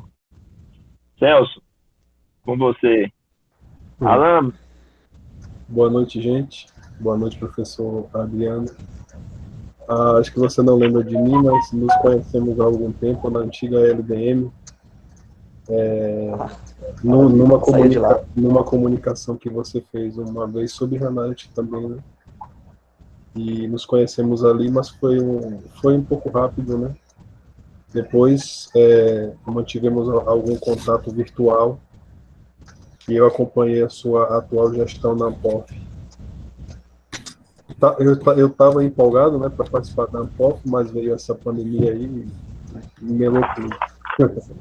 Eu tenho uma pergunta que, na verdade, é uma curiosidade, né, porque eu tenho pouca leitura da Hannah Arendt, mas é uma autora que eu acho importante, né, principalmente para quem se interessa por filosofia política, que é o meu caso. E eu comprei algumas obras dela para ler. Li muito pouco ainda, né? Mas eu tive uma impressão, e a minha pergunta, a minha dúvida em relação a isso, um dos primeiros textos que eu li é um conjunto de coletânea daquele livro Entre o Passado e o Futuro. Então tem um texto que ela fala da cultura do filisteu, né? Tem um texto sobre a crise na educação também. E a minha pergunta é a seguinte: a primeira impressão que eu tive de um mero leitor, né, é que a Hannah Arendt um pouco que supervaloriza essa tradição antiga grega, né? Porque quase que ela diz que é um elo perdido, né? Essa tradição que foi perdida, e como a política um pouco se afastou da ética, né? A gente sabe que os gregos compreendiam como uma coisa só, né? Política, ética e epistemologia. Então, eu queria que você falasse, é uma pergunta que não tem muito a ver especificamente com a obra, né? A origem do totalitarismo, mas se é uma impressão ou se ela realmente tinha essa visão idílica, né, da Grécia arcaica, da quebra desse elo, dessa tradição. Eu sei que talvez a concepção dela de tradição nem tenha muito a ver com isso que eu estou falando, mas foi uma impressão que eu tive quando eu li essa coletânea de artigos que foi publicada no livro Entre o Passado e o Futuro. E uma outra pergunta é, o senhor falou da obra Hickman em Jerusalém. Tem um filme na Netflix chamado Operação Final, que é um filme que mostra a estratégia que o Estado de Israel montou para prender Hickman. Minha segunda pergunta em relação a isso, né? Ela publicou o livro Hickman em Jerusalém, e depois eu descobri que tinha outra obra que eu não conhecia, que é um livrinho também, que eu não sei se é um excerto, se é uma outra parte, se é um artigo que está publicado em alemão, acho que não tem em português, e eu comprei recentemente pela Amazon. É um livrinho da capa branca sobre Hickman também, né? Ainda não abri, chegou essa semana. E eu achei curioso porque eu achava que fosse um único livro e me parece que são dois, né? Ou é uma obra que é um comentário desse outro livro. Minhas perguntas são essas, minhas dúvidas, na verdade, né? Obrigado. Obrigado, Celso. Que bom reencontrar aí, o Evandro foi falando alguns nomes e eu reconhecendo, é um prazer e uma honra estar com os colegas que eu conheço há tanto tempo. Com relação a essa sua segunda pergunta, você, na verdade, só existe uma obra, né? Eichmann, em Jerusalém. Ela, agora eu inclusive tenho algumas aqui, eu trouxe, porque como eu disse, eu estou escrevendo algo sobre isso, né? E aí eu trouxe 2 caixas de livros, quase tudo sobre isso. E tem essas edições em alemão, mas eu não vou procurar aqui, mas uma delas seria em português, né? Eu quero compreender, eu desejo compreender. Ich will verstehen, né? E aí tem vários textos. Agora ela escreveu muita coisa, tem muitas traduções de entrevistas que estão sendo compiladas agora, coisas que saíram lá no calor da hora, né? Tem um outro que talvez seja esse, não sei se é esse que você tem, que eu comprei faz um tempo já, quase 10 anos, quando eu estava. Agora parece que está um microfone aberto aí que veio uma. Cleber, por favor, feche o microfone. Não, as outras é porque deu uma estourada aqui.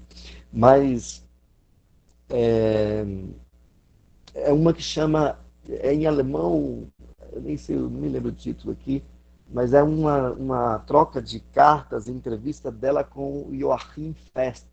Tem uma foto do Eichmann na capa, e eu tô com ele aqui, inclusive, que é tipo assim, a tradução é como se fosse, Eichmann não era um estúpido acelerado, tipo assim,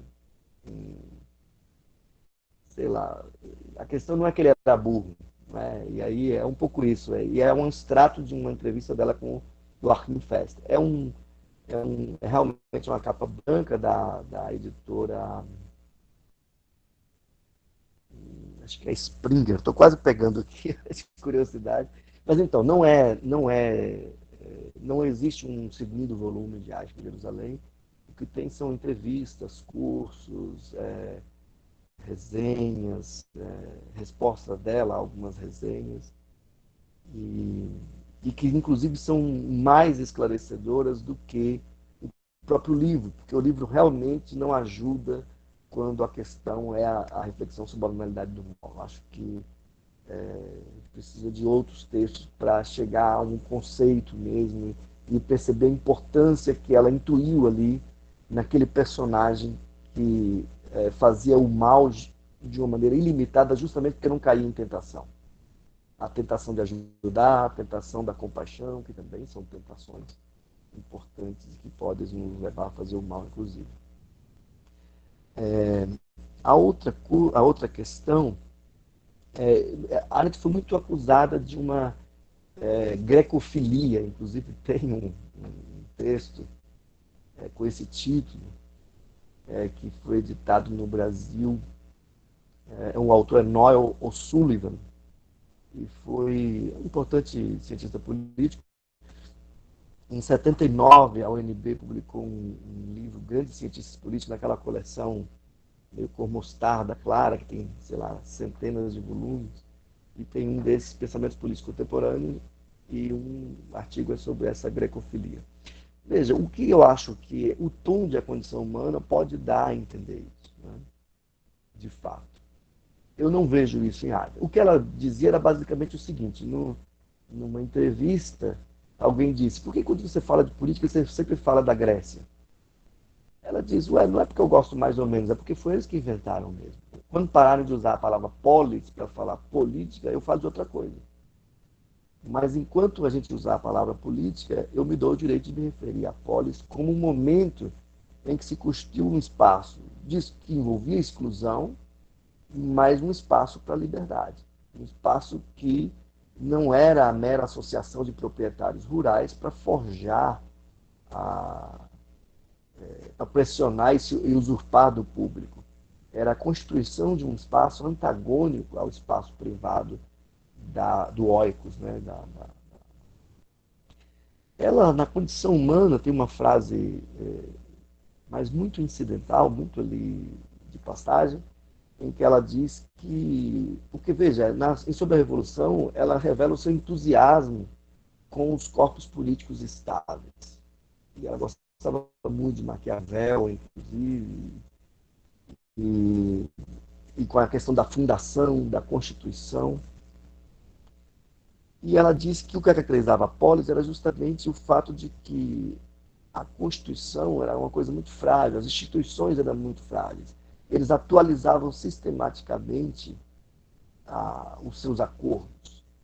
Não é? Enquanto que em Roma havia a estabilidade da referência ao início, que fazia com que alguém não conseguisse, como o Alcibíades fez em Atenas, no meio da Guerra do Peloponeso, convencer um povo a fazer uma besteira, entende? Porque os romanos tinham instituições que ultrapassavam ali a presença dos cidadãos naquele específico momento. As leis entre os gregos não tinham essa dimensão constitucional de estabelecer uma espécie de barreira entre a opinião pública atual e as definições dos rumos da vida comum. Não é? A Constituição, ela, de algum modo, cria barreiras para que o corpo político não esteja à mercê da oscilação sempre aguda das opiniões, da opinião pública. Né?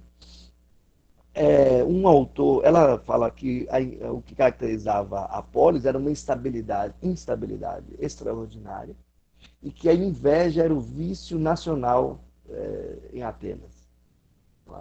A ideia de que as pessoas estavam o tempo todo competindo por aparecer, por ocupar o espaço público e tal. Isso não é certamente um elogio. E ela parecia se entusiasmar muito mais com Roma. Uma ideia de uma fundação de uma coisa pública que não está tão disponível para as oscilações da opinião pública, que é sempre passível de manipulações. Esse discurso todo do governo atual, por exemplo, de desconsiderar todas as instituições e estabelecer uma conexão direta com a vontade popular. Eles falam isso o tempo inteiro. É desdenhada do judiciário, do legislativo, porque o que importa é a vontade do povo. Como é que se mede essa vontade do povo? Bom, o Hitler media com paradas, enchendo praças. Parece que eles não estão conseguindo muito isso, mas eles enchem as redes sociais. Isso vai precisar de uma análise mais distanciada, mas ela parecia se entusiasmar mais com Roma. Um dos seus leitores mais eruditos, que é o Jacques Taminiot, um especialista na obra de Heidegger, também em filosofia antiga, ele escreveu na Cambridge Companion, dedicado à Aristóteles, ele escreveu um artigo justamente sobre isso, no volume dedicado a Aristóteles, que fala Atenas ou Roma, é o título. E a conclusão dele é de que ela se entusiasmava muito mais com Roma. Mas se você ler a condição humana, essa seção 30 que eu falei, ou sobre a Revolução, você vai ver que a Aristóteles estava entusiasmada com o sistema de conselhos. Uma das últimas entrevistas que ela deu foi justamente o seguinte: como é que vai renascer a política?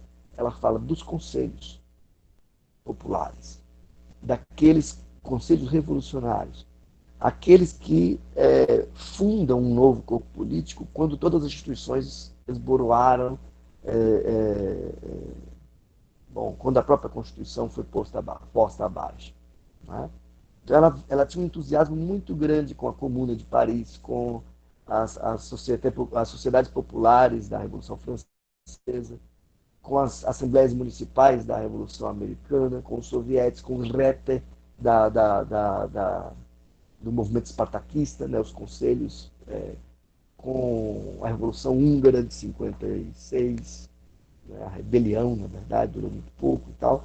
Então ela achava que o fenômeno político propriamente moderno, que faz reviver a política, são as experiências revolucionárias. Isso é bastante curioso, por uma certa imagem que se construi dela, a partir da obra dela. Não estou dizendo que essas imagens sejam ilegítimas. Se você ler a condição humana, de fato parece que ela está defendendo a Grécia. Não é? Mas eu acho que há muito mais uma perspectiva de indicar o quão distantes estamos daquele ímpeto originário por uma liberdade pública. Acho que é um pouco isso. Obrigado pela pergunta. Alan, gostaria de fazer alguma pergunta? Gostaria de registrar a presença também da professora